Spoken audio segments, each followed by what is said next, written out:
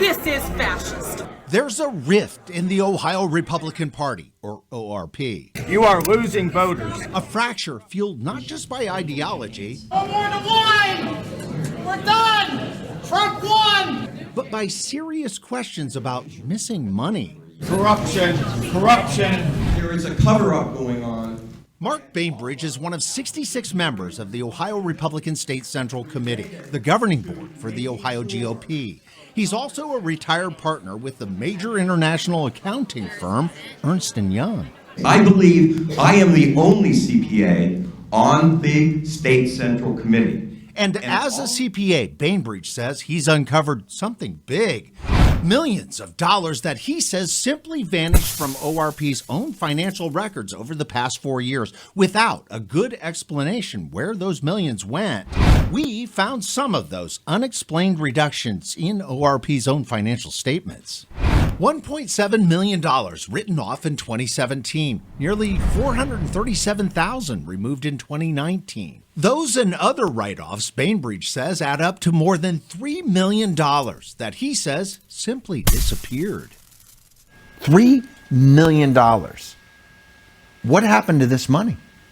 I have no idea, and no one will give us an explanation. For more than a year and a half, Bainbridge has repeatedly tried to get answers about that missing money, meeting with ORP leaders and sending dozens of emails and letters. But Bainbridge says he's repeatedly been blown off. They won't explain it. I've been asking that question ever since I got on the board. In November, Bainbridge and 4 other members of the Central Committee filed this lawsuit against their own party, claiming missing funds totaling over $3 million may have been improperly misappropriated, misreported, and or otherwise improperly expended. Laura Rosenberger joined Bainbridge as one of the plaintiffs in that lawsuit. So you're worried? Right, otherwise I wouldn't be here. It's serious. Rosenberger says she was kicked off the audit committee for asking too many questions and demanding an audit. She claims the missing money is being covered up. Are you worried about this corrupting the entire process? Well, it already has. In their lawsuit, Rosenberger, Bainbridge, and the others lay out the detail of that alleged missing money, including that $1.7 million that disappeared in 2017 and the $437,000 that vanished in 2019, plus $271,000 that disappeared in 2021 and $638,000 that vanished the same year.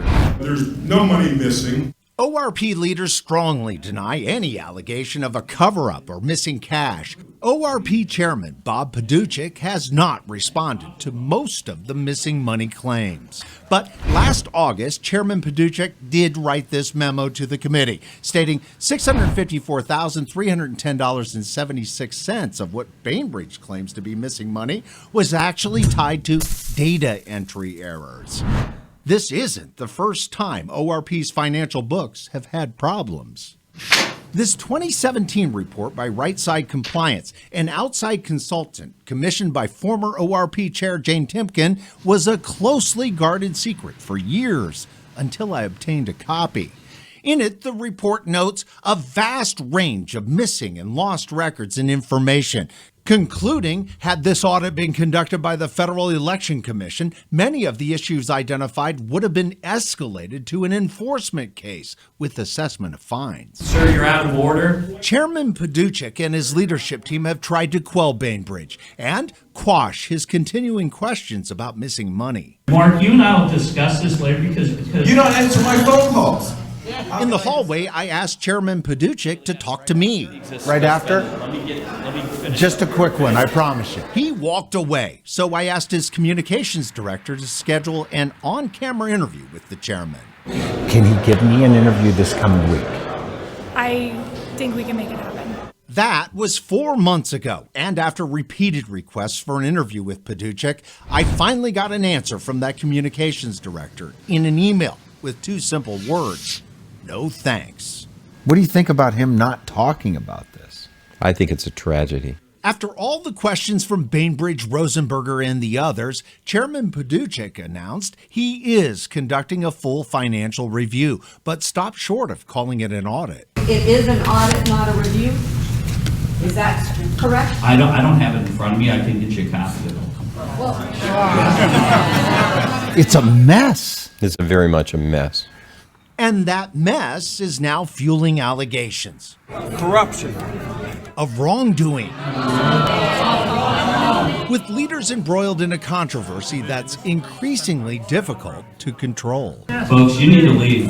This meeting is closed to the public. DeWine Pullman, Local 12 News.